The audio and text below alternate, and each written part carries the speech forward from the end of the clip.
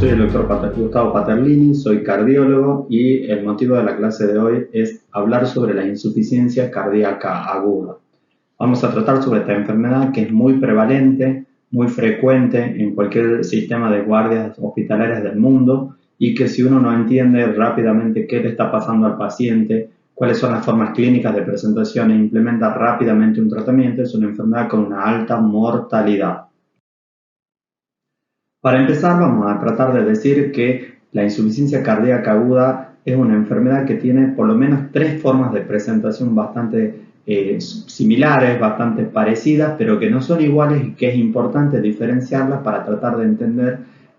cuál es la mejor forma de tratar a estos pacientes. Estas tres formas son la insuficiencia cardíaca crónica descompensada, el edema agudo del pulmón y el shock cardiogénico. Es importante decir que un paciente en una misma internación puede venir de una manera y virar hacia otra forma clínica, así como también es importante decir que un paciente que alguna vez tuvo una forma clínica en una internación subsiguiente puede tener otra de las formas clínicas. Por lo tanto, es importante hacer una valoración minuciosa de los pacientes para tratar de establecer dónde estamos parados.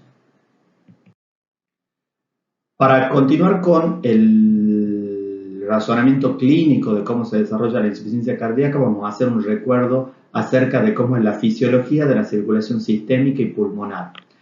Acá tenemos el ventrículo izquierdo, cuya principal función es eyectar el volumen sistólico a la circulación sistémica para de esa manera lograr la perfusión con oxígeno de los tejidos.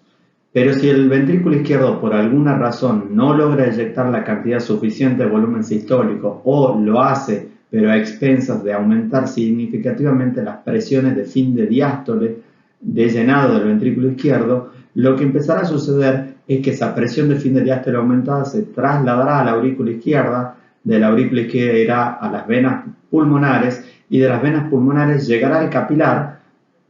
alveolar, donde se producirá una alteración de la hematosis, que es la principal causa de la disnea en estos pacientes.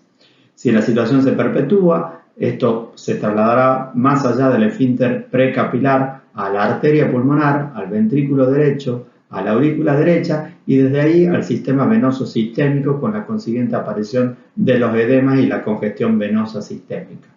Pero si recordamos el principio, vamos a decir que la insuficiencia cardíaca aguda es una enfermedad en la que siempre está presente dos o tres cosas. El aumento de la presión de fin de diástole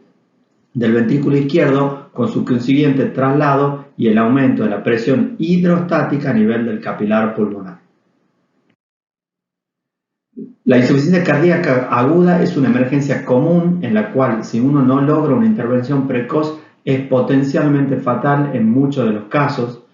La sintomatología fundamentalmente está representada por dos cosas. Una, que el alveolo, que normalmente está lleno de aire, se empieza a llenar de líquido que trasvasa desde el capilar pulmonar, que tiene aumentada su presión hidrostática, hacia el alveolo y de esa manera dificulta la hematosis. Pero también hay en algunos casos algunos síntomas relacionados al déficit o a la incapacidad del ventrículo de generar un volumen sistólico adecuado con la consiguiente hipoperfusión de los tejidos. Tiene algunas enfermedades en las cuales también es importante hacer el diagnóstico diferencial, sobre todo lo que se llama el edema agudo de pulmón cardiogénico o el no cardiogénico. El no cardiogénico es una situación en la que el alveolo se llena de líquido, pero la fisiopatología ahí no está dada por un aumento de las presiones de fin de diástole del ventrículo izquierdo ni del capilar pulmonar, por lo tanto, eso se llama edema agudo de pulmón no cardiogénico o distrés respiratorio del adulto.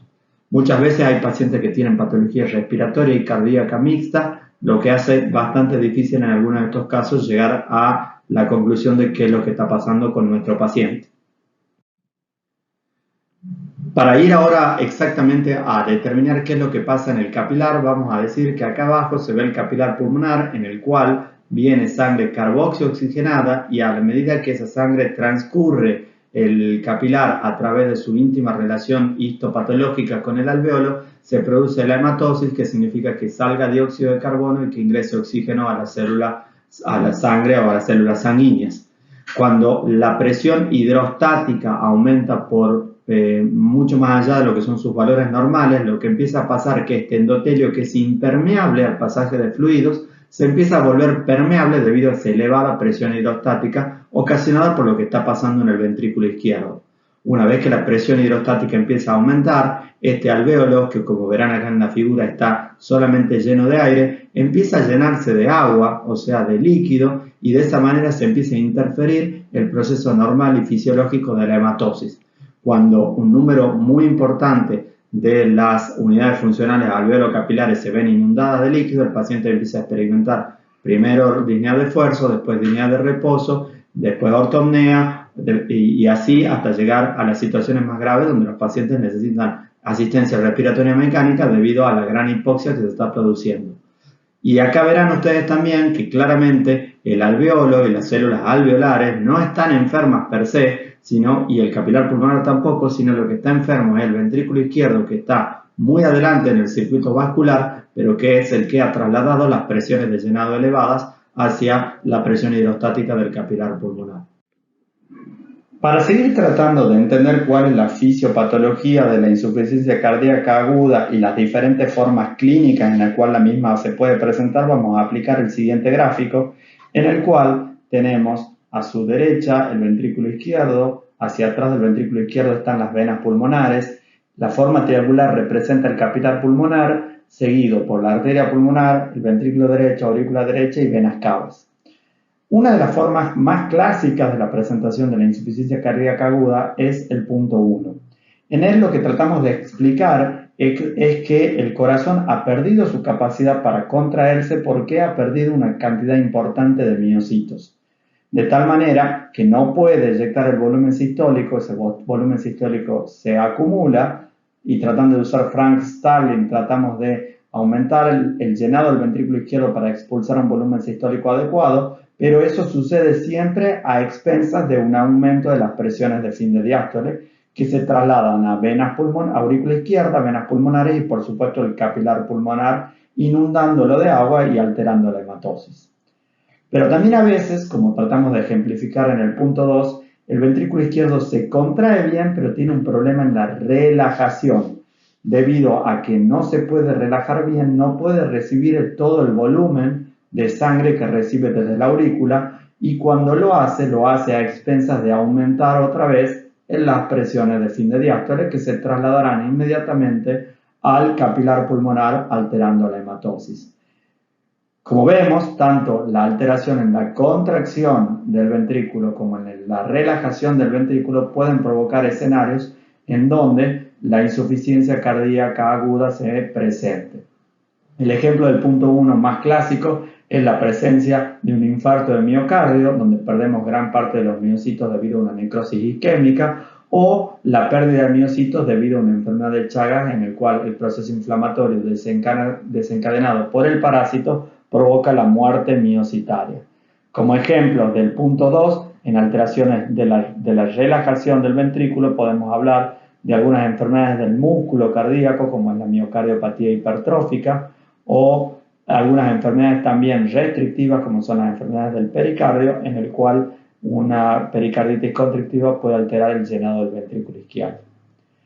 Otra de las formas en las cuales el ventrículo izquierdo puede elevar sus presiones de fin de diástole no se van a deber a la pérdida de la contractilidad o la alteración de relajación, sino que cuando la resistencia que debe vencer el ventrículo izquierdo para vaciar sus contenidos es absurdamente alta, ese ventrículo izquierdo solo puede expulsar el volumen sistólico elevando las presiones de fin de diástole y de tal manera que va a alterar la hematosis a nivel del capilar pulmonar. Este ejemplo lo podríamos como ejemplo a esta situación la podríamos citar a una estenosis aórtica severa o un aumento desproporcionado de la presión arterial de 230 a 240 milímetros de mercurio, en los cuales un corazón que se contrae bien y que se relaja bien ve elevadas sus presiones de fin de diástole debido a una postcarga absurdamente elevada. Otra de las situaciones en las cuales podemos desarrollar insuficiencia cardíaca es un corazón que se contrae bien, que se relaja bien, que tiene su postcarga normal, pero que por alguna razón está manejando una volemia excesivamente elevada. Ejemplos de estas situaciones son los pacientes que por alguna razón consumen mucha sal y de esa manera retienen mucha agua, aumentan su volemia, pacientes que son sobrehidratados de manera iatrogénica mediante una vía central o una vía periférica, o pacientes que tienen una gran retención hidrosalina debido a una insuficiencia renal, por ejemplo. En todas estas situaciones, la capacidad de bombeo de sangre del corazón se ve sobrepasada y el corazón, si bien sigue bombeando sangre, lo hace con unas presiones de fin de diástole muy aumentadas que se van a trasladar al capilar pulmonar y van a provocar la insuficiencia cardíaca. Por último, y haciendo la excepción de decir que esto no es insuficiencia cardíaca, está la situación que llamamos acá el ejemplo 5. En esta situación, lo que hay es un alveolo que tiene inundado su espacio aéreo con líquido y que por lo tanto tiene alterada su hematosis, pero eso no se ha producido por un aumento de la presión de fin de diástole del ventrículo izquierdo, sino que se ha producido porque se ha perdido la capacidad o la indemnidad que tiene el capilar pulmonar al pasaje de los líquidos, sobre todo al pasaje del agua. Siempre que ese endotelio, que normalmente es impermeable, pierde la permeabilidad, el alveolo se inunda, pero eso lo hace siempre con presiones de fin de diástole del ventrículo izquierdo normal. Por lo tanto, no es insuficiencia cardíaca. Los ejemplos más claros de esto son el distrés respiratorio del adulto, que lo podemos encontrar en situaciones como grandes quemados o la sepsis. Por lo tanto, y repasando cuáles son las causas que pueden llevarnos a la insuficiencia cardíaca aguda, vamos a mencionar la falla sistólica, o sea, la incapacidad del ventrículo izquierdo de mantener un volumen sistólico adecuado porque ha empeorado su contractilidad. Eso provoca una caída del gasto cardíaco y a nivel de la circulación sistémica provoca por hipoperfusión renal una activación del sistema renina-angiotensina-aldosterona que a la larga va a tratar o va a lograr la perpetuación del circuito de enfermedad.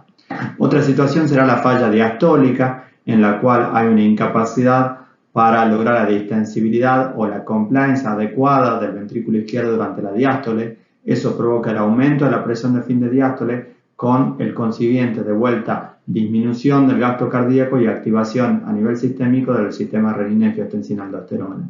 Las sobrecargas de volumen, como mencionamos, cuando se sobrepasa la volemia efectiva que puede trasladar la bomba ventricular izquierda, y como último escenario el aumento de la poscarga, muy importante, como un pico de presión arterial muy fuerte, o como una estenosis aórtica severa que provoca caída del volumen sistólico, caída del gasto cardíaco y aumento del sistema renina-angiotensina-aldosterona. Entonces podemos ver cómo en todos los escenarios lo que hay es, con seguridad, un aumento, una caída del gasto cardíaco, un aumento de la presión de fin de diástole, un aumento de la presión en el capilar pulmonar y en líneas generales un aumento del sistema renina-angiotensina-aldosterona, todas medidas que van a generar el cuadro clínico de esta enfermedad. Bueno, por lo tanto, podemos ver a modo de resumen que en toda forma de insuficiencia cardíaca aguda hay un aumento de la presión capilar pulmonar por el aumento de las presiones de llenado a nivel del ventrículo izquierdo que se trasladan al capilar pulmonar. Pero por otro lado, la caída del volumen sistólico provoca un riñón que interpreta eso como una deshidratación y activa un sistema de catecolaminas y del sistema de renina-angiotensina que van a tratar de generar una mayor retención hidrosalina con el efecto contraproducente en un paciente que ya está congestivo, y además va a aumentar la resistencia periférica y la taquicardia a través de las catecolaminas. Eso a la larga genera un mecanismo que perpetúa la situación de insuficiencia cardíaca, y además las catecolaminas y el sistema renina-angiotensina sobrealterado va provocando lesión miocárdica, necrosis, apoptosis, con lo cual entramos en un círculo vicioso del cual es muy difícil salir si no se implementan medidas rápidas y adecuadas para el tratamiento de esta enfermedad. Una vez que se desencadenó y comenzó la insuficiencia cardíaca, la misma es progresiva y por lo tanto, desde el punto de vista de la fisiopatología evolutiva de la enfermedad, podemos hablar de 3 estadios. Un primer estadio en el cual aumentó la presión de llenado de fin de diástole del ventrículo izquierdo, y ese aumento de presiones provoca que el fluido sea transferido al intersticio, lo que genera que parte de la descarga de sangre del alvéolo se va a empezar a hacer a través del sistema linfático, que aumenta su flujo tratando de evitar que aumente la presión en el capilar pulmonar. Una vez que esa capacidad de transporte del sistema linfático se ve excedida, el líquido empieza a pasar al espacio peribronquial, lo que genera lo que llamamos el edema intersticial, y en una tercera etapa ya se ha superado totalmente todas las barreras y el líquido, de la presión hidrostática aumentada de cada uno de los capilares, empieza a caer al alveolo, y es realmente el momento en el que empezamos a tener la mayor dificultad para la realización de la hematosis. Tenemos que entender que en la insuficiencia cardíaca aguda la activación del sistema renina-angiotensina y del sistema de las catecolaminas son mecanismos compensadores, pero los mecanismos compensadores muchas veces empeoran el cuadro, porque si ustedes piensan, el tener más catecolaminas que generen taquicardia dificultan o disminuyen el tiempo de llenado ventricular izquierdo, con lo cual alteramos uno de los mecanismos de compensación básica de la fuerza miocitaria, que es la ley de Frank-Starling. El aumento de la resistencia venosa sistémica por activación de la renina, angiotensina, aldosterona y de las catecolaminas aumenta la poscarga, o sea, la fuerza que tiene que hacer el ventrículo izquierdo para descargar su volumen sistólico a la aorta, o también a veces lo puede hacer pero consumiendo más oxígeno, lo cual también a mediano plazo es contraprocedente. Esta sobreactivación de ambos sistemas, como dijimos, provoca un mayor deterioro y muerte de los miocitos, y hay un exceso de trabajo linfático tratando de descargar la circulación pulmonar, que a través de los sistemas arteriales y venosos habituales se ve excedida en su capacidad de transporte de sangre. Siempre que pensamos en insuficiencia cardíaca tenemos que pensar que hay alguna situación o alguna enfermedad predisponente. La insuficiencia cardíaca aguda es un síndrome que tiene o responde a muchas etiologías, y siempre es importante, además de ir tratando sintomáticamente y fisiopatológicamente la insuficiencia cardíaca aguda, hay que ir pensando y tratando y buscando cuál es la etiología, o sea, cuál ha sido la enfermedad original que ha provocado el daño a la eyección o al vaciado del ventrículo izquierdo. Entre estas tenemos que mencionar las más importantes: son la enfermedad coronaria subyacente, la presencia de un síndrome coronario agudo con supradesnivel, sin supradesnivel, una angina inestable, la hipertensión arterial no controlada, alguna valvulopatía, si el paciente tiene una estenosis aórtica, si el paciente tiene una insuficiencia mitral, serán situaciones en las cuales ahí está la causa que ha provocado la lesión miocárdica y la dificultad para el vaciado. Algunas miocardiopatías, acá tenemos que pensar sobre todo en nuestra región de manera muy frecuente, es el Chagas. Algunos trastornos metabólicos, algunas situaciones que alteran fuertemente el estado ácido-base, o algunas infecciones pueden estar dificultando la función ventricular normal. Las miocarditis, muy frecuentes en infecciones relacionadas a virus. Hoy en día, en el momento de la pandemia de COVID-19, esta es una causa clara de miocarditis y de alteración de la función ventricular izquierda, y por supuesto la presencia de algunas arritmias, sobre todo algunas arritmias malignas como la fibrilación auricular de alta respuesta o taquicardias ventriculares. Siempre de manera conjunta a la evaluación y tratamiento de la insuficiencia cardíaca aguda tendremos que tratar de determinar si existen algunas de estas enfermedades que estén desencadenando la insuficiencia cardíaca aguda, para poder corregir de manera mucho más eficaz la causa de la insuficiencia cardíaca. Ahora vamos a empezar a hablar sobre las distintas formas de insuficiencia cardíaca aguda. Hemos dicho que todas cumplen algún o tienen algún papel en común, alguna fisiopatología en común, pero también por algo las diferenciamos porque tienen algunas características epidemiológicas y algunas características semiológicas y fisiopatológicas que las hacen diferentes. Para empezar con la insuficiencia cardíaca crónica descompensada, vamos a decir que este es un paciente que habitualmente tiene una insuficiencia cardíaca crónica y que él ya la conoce y que muchas veces la tiene diagnosticada, y en la evolución o en la forma en la que se presenta esta forma de insuficiencia cardíaca aguda es evolutiva, es progresiva. O sea que es un paciente que viene durante varios días o semanas empeorando su clase funcional de disnea, empeorando su clase funcional de fatiga y adquiriendo una sobrecarga de volumen que es progresiva. El paciente empieza teniendo pequeños edemas en los miembros inferiores, que van progresando, que van ascendiendo, que se acompaña de ascitis, que se acompaña de hepatomegalia, y a nivel respiratorio hay un paciente que tenía su clase funcional habitual, pero que de manera progresiva durante algunos días empieza a empeorarla hasta que la disnea se hace de reposo, o hasta que empieza a aparecer disnea paroxística nocturna o ortopnea, que son los motivos que finalmente llevan a la consulta de este paciente. Esta insuficiencia cardíaca es generalmente sistólica, o sea que es debida a una falla en la contracción del ventrículo izquierdo, y hay situaciones que la predisponen, como una transgresión dietética, donde el paciente consumió un exceso de sodio en cualquiera de sus formas, el paciente abandonó los medicamentos, y lo que tenemos que tener claro desde el punto de vista fisiopatológico es que el aumento que se ha ido produciendo de la presión capilar pulmonar ha sido progresivo. En el interrogatorio es importante preguntarle al paciente qué sabe él de su enfermedad, porque muchas veces nos va a contar que ya tiene internaciones frecuentes. Cuando analizamos qué medicación viene tomando, vemos que toma la medicación habitual para un paciente con insuficiencia cardíaca crónica. Cuando evaluamos en el examen físico, muchas veces palpamos o evidenciamos un choque de punta sumamente agrandado, por lo cual en general es un paciente que tiene una historia larga de insuficiencia cardíaca y que la podemos dilucidar a través de un buen interrogatorio.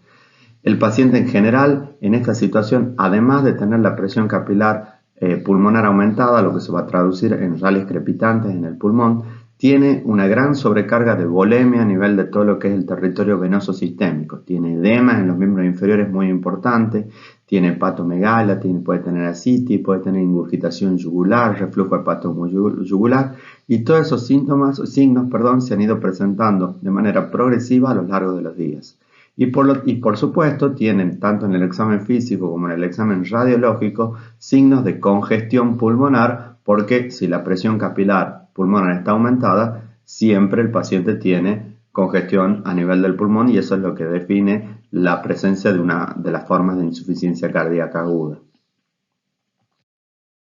La otra forma de presentación clínica de la insuficiencia cardíaca aguda es el edema agudo de pulmón. El edema agudo de pulmón es una enfermedad mucho más aguda que la que hablamos recientemente, es siempre de presentación súbita en minutos u horas, y muchas veces el sustrato principal de esta forma clínica de presentación es una hipertensión arterial no controlada. El paciente viene con mucha presión arterial, 190, 200, 210, 240, lo que hace que haya un desacople entre la capacidad del ventrículo de volcar el volumen sistólico hacia la aorta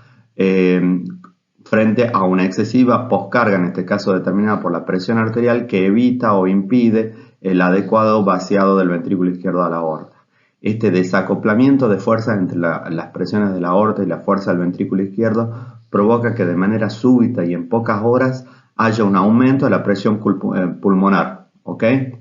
Por lo tanto, es un paciente que no me cuenta que hace muchos días viene empeorando. Me dice, mira, yo básicamente son las 10 de la noche y empecé con esto a las 6 de la tarde. En 4 horas podemos estar totalmente con el edema agudo de pulmón desarrollado. En general se da más en ancianos, a veces más en mujeres. Acá la función sistólica del ventrículo izquierdo puede estar disminuida, pero también puede estar normal. A veces un ventrículo izquierdo que no ha perdido su fuerza, pero tiene que eyectarse contra tal cantidad de presión arterial que fracasa en ese intento y se desarrolla el edema agudo de pulmón. A veces en estos casos hay antecedentes francos, pero muchas veces no los hay, y es un paciente que, como no está eyectando una buena cantidad de volumen sistólico al riñón, el riñón de vuelta interpreta que hay insuficiencia, digamos, una deshidratación, activa el sistema de catecolaminas y el paciente se presenta sumamente vasocontraído, a pesar de que el paciente está con presiones muy altas, está frío, está sudoroso, y es porque tiene una gran descarga adrenérgica que provoca vasoconstricción en todo lo que son las venas de la piel y faneras, ¿ok? Acá, a diferencia de la insuficiencia cardíaca crónica, el paciente, cuando empezamos a buscar signos de sobrecarga hídrica sistémica, buscamos edema, buscamos hepatomegalia, es difícil encontrarla, no tiene tanta, tiene mucha menos que la insuficiencia cardíaca crónica descompensada. Porque en esta situación lo que se congestionó y de manera rápida el pulmón, no ha habido tiempo a que se generen edemas en todos lo que son los sistemas venosos sistémicos, ¿ok? Y por supuesto, claramente hay signos de congestión pulmonar, como en toda insuficiencia cardíaca aguda, tanto radiológicos como a nivel de la auscultación. Por último, la tercera forma de presentación es el shock cardiogénico, que es, digamos, la forma más grave de presentación de las insuficiencias cardíacas agudas. Y en esta situación, el paciente tiene hipotensión arterial muy importante. El volumen sistólico es tan pequeño que no tiene capacidad el corazón de generar una presión adecuada a nivel del territorio arterial. Por lo tanto, hay una gran hipoperfusión sistémica marcada. El paciente está frío, el paciente está cianótico, el paciente está sudoroso, si le tomo la presión arterial, tiene menos de 90 milímetros de mercurio. El paciente no tiene una buena presión de perfusión cerebral, por lo cual se encuentra obnubilado. El paciente no tiene una buena presión de perfusión a nivel renal, por lo cual está en oliguria o oligoanuria. Y es muy importante la presencia de frialdad y cianosis distal. A veces en estos casos aparecen signos de congestión sistémica y a veces no hay tanto, ¿ok? Dependerá de qué forma o qué de tiempo evolutivo tiene este shock cardiogénico o muchas veces de cuál situación viene. Como dijimos al principio, estos tres cuadros clínicos son superponibles en el tiempo, entonces muchas veces algo que empezó como una insuficiencia cardíaca crónica descompensada evoluciona al shock o un edema agudo de pulmón puede evolucionar al shock. En muchos de estos pacientes, cuando hacemos el interrogatorio, hay antecedentes de insuficiencia cardíaca crónica. La forma final de muerte en muchas de las formas de insuficiencia cardíaca crónica es el shock cardiogénico. Y por supuesto, como en toda insuficiencia cardíaca aguda, hay signos de congestión pulmonar. Como verán, no existe la insuficiencia cardíaca aguda sin que haya una presión capilar aumentada y signos y síntomas de congestión pulmonar. Cuando tratamos de ver cuáles son los síntomas principales de la insuficiencia cardíaca aguda, tenemos que entender que la sintomatología muchas veces es evolutiva y no está presente en toda su magnitud al momento de una evaluación de un paciente. Pero podemos decir que desde el punto de vista respiratorio el paciente presenta disnea. Esa disnea es una disnea que a veces es progresiva, pero que tiene dos formas de disnea cardíaca específica, que son la disnea paroxística nocturna en formas iniciales y cuando el paciente empeora, la ortopnea. O sea que es muy importante buscar esos dos signos o síntomas de falta de aire en los pacientes. Es muy frecuente, o te diría casi patognomónico, que el paciente está con taquicardia, hace una frecuencia cardíaca elevada de más de 100. El paciente a veces puede tener hipertensión o también puede tener hipotensión arterial, como dijimos, y muchas veces la sensación de falta de aire debido a la hipoxia severa que tienen estos pacientes se acompaña de una sensación de opresión torácica. También hay taquipnea, hay presencia de tercer ruido, hay presencia de cuarto ruido y hay signos de aumento de las presiones venosas sistémicas, los cuales podemos verlo a través del signo de la ingurgitación yugular, o si tenemos puesto una vía central vamos a ver una presión venosa central aumentada por arriba de 12 centímetros de agua. Las extremidades en líneas generales están frías, en general hay presencia de edema, sobre todo en la forma de insuficiencia cardíaca crónica descompensada, hay cianosis y el paciente muchas veces tiene una tos seca muy importante que de tanto en tanto tiene una expectoración hemoptoica o también llamado descripta como el lavado de Karna. Es muy importante que cuando uno ve la mecánica respiratoria no solo tiene en cuenta la frecuencia, sino qué cantidad de músculos accesorios está haciendo el paciente para sostener el trabajo respiratorio, porque eso nos va a hablar de la gravedad y del tiempo que tendremos hasta que ese paciente se agote y haga un paro respiratorio. Y por supuesto, el paciente muchas veces en la auscultación pulmonar vamos a encontrar rales crepitantes finos, bilaterales, simétricos, en marea y que muchas veces se acompañan de sibilancias por el broncoespasmo reflejo que provoca la alteración de la hematosis a nivel del pulmón.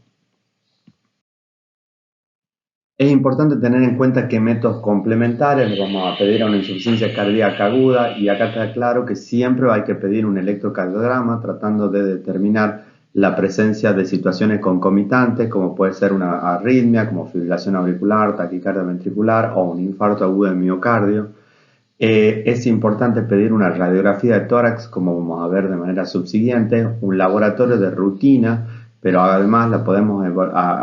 digamos, complementar con la presencia de gases en sangre arterial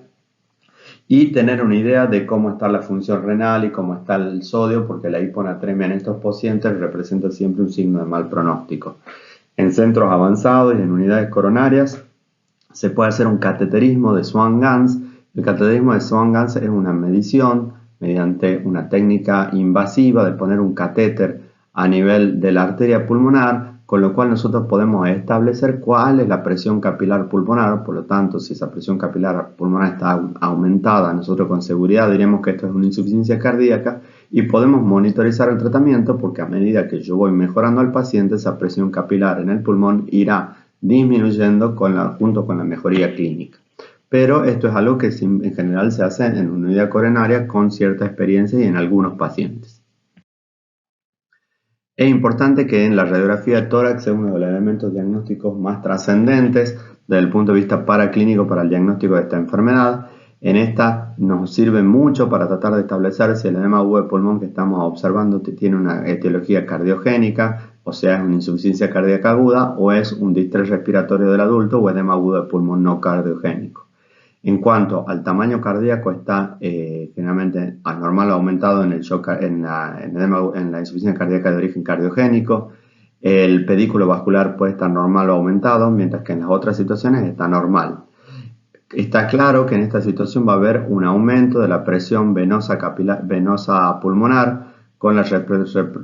correspondiente redistribución de flujo, por lo cual se ve un aumento de la trama broncovascular en lo que son los vértices y las partes superiores de los pulmones, y muchas veces en la insuficiencia cardíaca de origen, digamos, en el distrés de origen cardíaco, vamos a ver que hay derrame pleural, que hay líneas septales o líneas de Kerley y que hay un edema que es sobre todo central. Siempre que aparece edema alveolar en la radiografía, estamos interpretando que el paciente aumentó la cantidad de circulación de agua por el pulmón en un 30%, lo que está hablando de una situación muy riesgosa para la vida de ese paciente. Acá tenemos una radiografía normal. En una radiografía normal nosotros lo primero que hacemos es ver la silueta mediastínica, evaluando el índice cardiotorácico, que es normal. Se conserva la posición tanto de la convexidad izquierda, de la concavidad izquierda y de la convexidad izquierda superior, que representa el botón aórtico, y vemos que el pedículo vascular es normal, que la trama broncovascular es mucho más hipodensa en los vértices que en las bases, lo cual es una situación de normalidad. Abajo podemos ver una segunda situación donde el paciente ya tiene insuficiencia cardíaca, el índice cardiotorácico está aumentado, el pedículo vascular pulmonar a los costados de la silueta mediastínica está aumentado de tamaño, hay imágenes algodonosas en ambos campos pulmonares, por lo cual es un paciente en lo cual hay una cavidad ventricular izquierda agrandada por el índice cardiotorácico y hay edema alveolar por las imágenes algodonosas, signos radiológicos de la insuficiencia cardíaca. Acá podemos ver de manera más representativa un paciente que tiene una gran cardiomegalia, un índice cardiotorácico, donde se ve un aumento importante de lo que es la convexidad inferior izquierda, o sea, un agrandamiento del ventrículo izquierdo. Se ve un agrandamiento de la convexidad inferior derecha, lo que me dice que hay un aumento también de la aurícula derecha, o sea, hay una cardiomegalia global. Y cuando vamos a evaluar la circulación pulmonar, vemos que los vértices, que normalmente tienen que ser mucho más radiolúcidos que las bases, se ven con un montón de líneas, ¿ok?, que van hacia arriba en distintas direcciones, que se les puede llamar como en asta de ciervo, y eso significa la redistribución de flujo o flujo pulmonar invertido. En situaciones normales, las venas pulmonares inferiores son las que están cargadas de agua y las superiores no, pero al haber aumentado la presión de diástole en el ventrículo derecho, se produce una congestión de todas las venas pulmonares y empiezan a aparecer las venas pulmonares superiores en la radiografía. ¿Ok? Por lo cual, esto es uno de los primeros estadios de la insuficiencia cardíaca aguda descompensada y deberá con seguridad requerir tratamiento.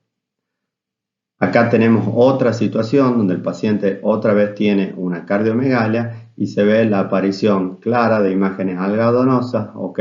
en ambos campos pulmonares. Hay un derrame pleural izquierdo, hay un derrame pleural derecho pequeño, están ocupados los senos cardiofrénicos, lo que me está hablando de una situación en la cual hay líquido que no solo ha extravasado hacia el alveolo, sino también hacia la cavidad pleural. Otra radiografía muy similar a la anterior, cardiomegalia, alteración de los senos costos y cardiofrénicos, con redistribución de flujo de imágenes algodonosas, muy típica de una insuficiencia cardíaca descompensada.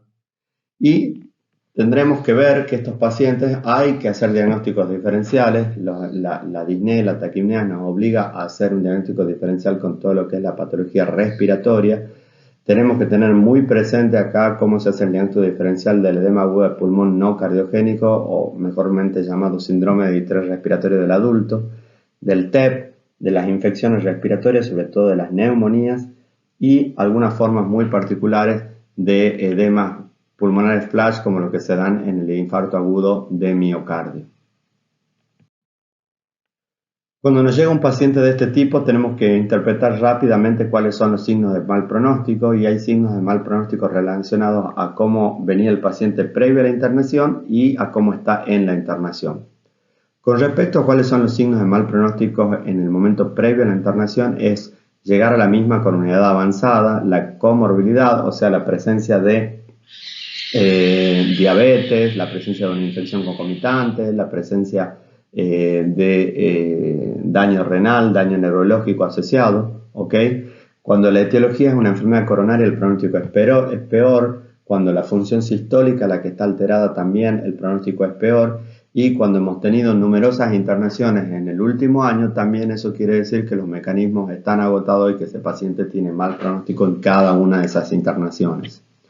Por otro lado, en la evaluación inicial al ingreso del paciente, que la forma de presentación sea un shock cardiogénico es de muy mal pronóstico, que el paciente esté muy hipoperfundido es de muy mal pronóstico, porque la hipoperfusión de otros tejidos que quizás no estaban enfermos, pero que empiezan a estar en hipoxia celular, eso genera acidosis metabólica de las neuronas, de nuestros pulmones, de nuestras células alveolares, de nuestro riñón, de nuestro intestino, lo cual va a llevar a perpetuar los mecanismos de la insuficiencia cardíaca. Cuando el paciente tiene una alteración importante de la función renal, también es un peor pronóstico. Cuando hay hiponatremia en el laboratorio es peor pronóstico. Y cuando el paciente tiene elevado algunos marcadores biológicos como las troponinas o el péptido natriurético cerebral, el BNP, ese paciente seguramente está en peores condiciones que cuando no los presenta, ¿ok?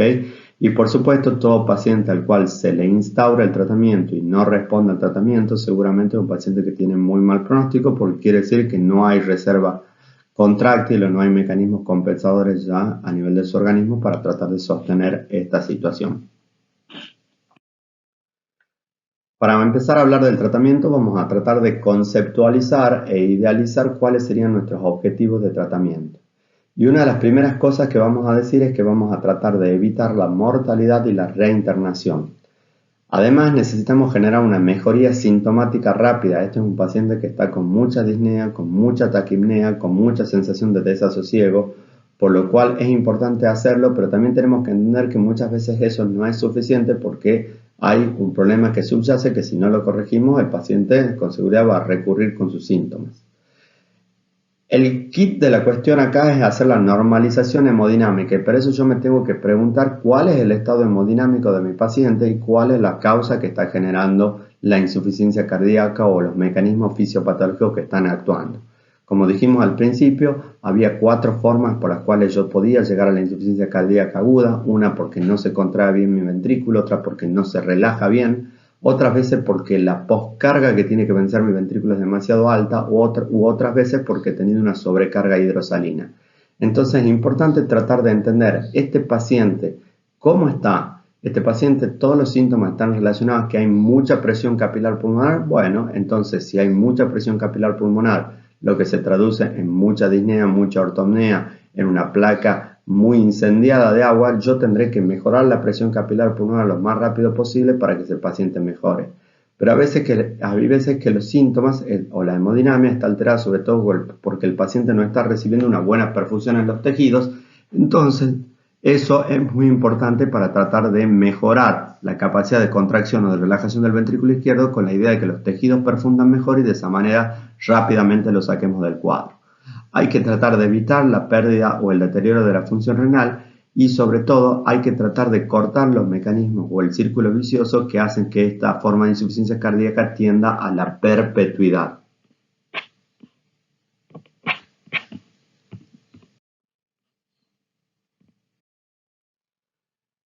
Cuando hablamos de las generalidades, no hay muchas drogas que vamos a usar en la insuficiencia cardíaca aguda, pero hay que conocerlas muy bien y saber cuál es el momento o la oportunidad de uso de cada una de ellas. Por un lado, por supuesto, a estos pacientes hay que mejorarle el aporte de oxígeno, porque con el aporte de oxígeno atmosférico en la situación hemodinámica en la cual los tenemos no es suficiente.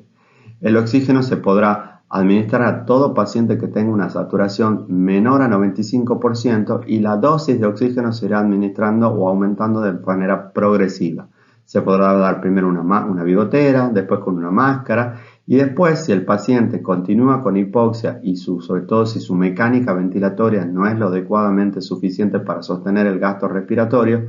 vamos a ponerle formas de ventilación mecánica asistida, que pueden ser no invasiva, la ventilación no invasiva o VNI, o si el paciente no puede ni siquiera con eso mantener la buena hematosis o tiene algún deterioro importante del sensorio, vamos a tener que poner al paciente en asistencia respiratoria mecánica. ¿Ok? Entonces es muy importante dar oxígeno para una adecuada respiración, pero además dar el soporte mecánico para que los músculos respiratorios funcionen de manera adecuada. Y si no lo hacen, sostener eso con apoyo no invasivo de la ventilación o invasivo a través de una asistencia respiratoria mecánica. Con respecto a la mejor forma y históricamente conocida forma de disminuir la presión capilar pulmonar o el grado de congestión que hay en el alveolo, para eso se usan los diuréticos y se usa un diurético de asa potente, la furosemida. La furosemida se puede usar desde 20 a 1000 miligramos endovenoso. La furosemida, la dosis es un arte, es algo que se adquiere con la experiencia y depende mucho de cuál es el estado congestivo del paciente. Si el paciente está muy congestivo, aumentaremos las dosis. Si el paciente está poco congestivo, usaremos menos dosis. Si el paciente tiene algún tipo de acostumbramiento por el uso crónico de estos diuréticos, tendremos que usar más dosis. Si es la primera vez que usa, seguramente usaremos menos. O sea que hay muchas variables que van a entrar en juego y por eso el rango de dosis es tan importante. También me interesa decir que la forma de uso puede ser en bolo, pero también se pueden usar infusiones continuas de furosemida dependiendo del cuadro clínico. Y si el paciente presenta algún tipo de daño o falta de respuesta renal a los diuréticos, seguramente podremos hacer el triple bloqueo renal asociando la furosemida, hidroclorotiazida e espironolactona. Con respecto a los pacientes que necesitan algún tipo de tratamiento vasodilatador, porque recordemos que muchas veces mi ventrículo no eyecta bien el volumen sistólico porque tiene la presión arterial por delante demasiado elevada. Entonces a veces es importante usar vasodilatadores para bajar un poquito la presión arterial y de esa manera facilitar el vaciado del volumen sistólico hacia la aorta. Y para eso podemos usar vasodilatadores arteriales principalmente y muy potentes como son el nitroprusiato, en dosis de 0,3 a 0,8 microgramos por kilo por minuto, o algunas veces usamos vasodilatadores mixtos, arteriales y venosos, pero sobre todo venosos como la nitroglicerina a 25 microgramos por minuto, porque la nitroglicerina provoca un doble efecto beneficioso. Por un lado, baja la presión arterial, logrando de esa manera una mejor descarga del volumen sistólico hacia la aorta, pero por otro lado venodilata, lo que hace que toda la sangre que está llegando desde el territorio de las venas cavas hacia el corazón disminuya su cantidad y de esa manera me hace más fácil disminuir la presión capilar a nivel del pulmón. Y por supuesto en aquellos pacientes en los cuales el corazón está tan debilitado que no puede contraerse de manera adecuada, vamos a tener que usar inotrópicos con la idea de aumentar la fuerza contráctil o contractilidad de los miocitos y de esa manera mejorar el vaciado del volumen sistólico hacia la aorta.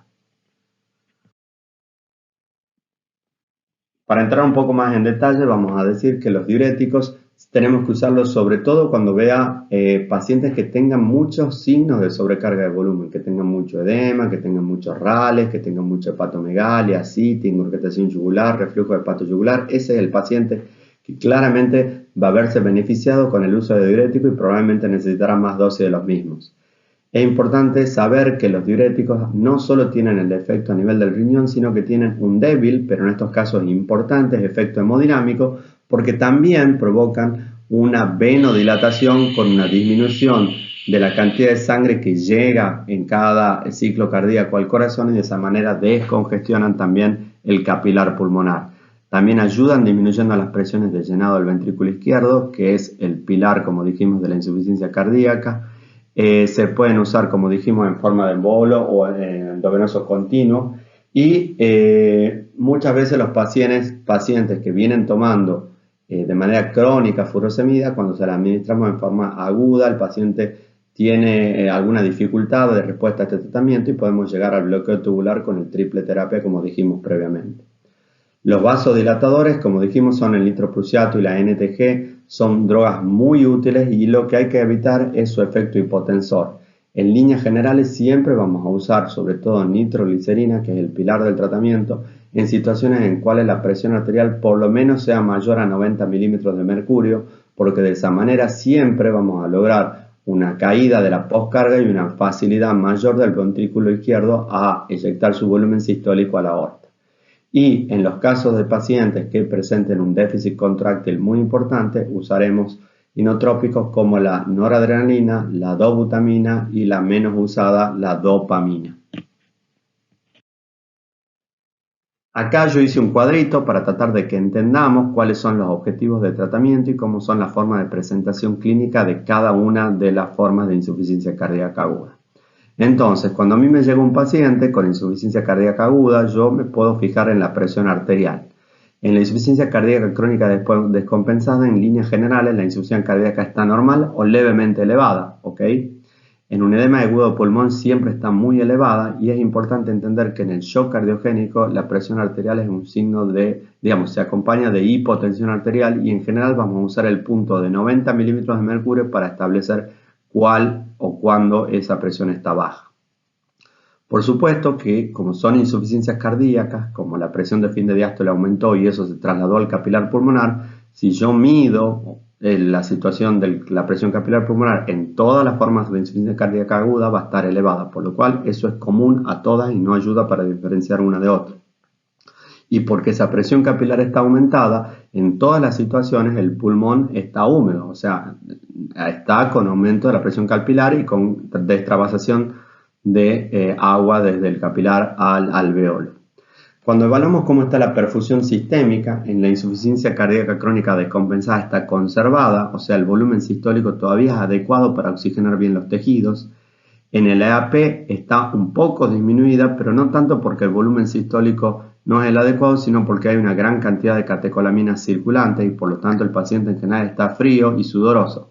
Pero en el shock cardiogénico es la situación donde la perfusión sistémica está muy disminuida y por eso el paciente está obnubilado, por eso el paciente está oligúrico, por eso está con frialdad y está con cianosis. ¿Okay?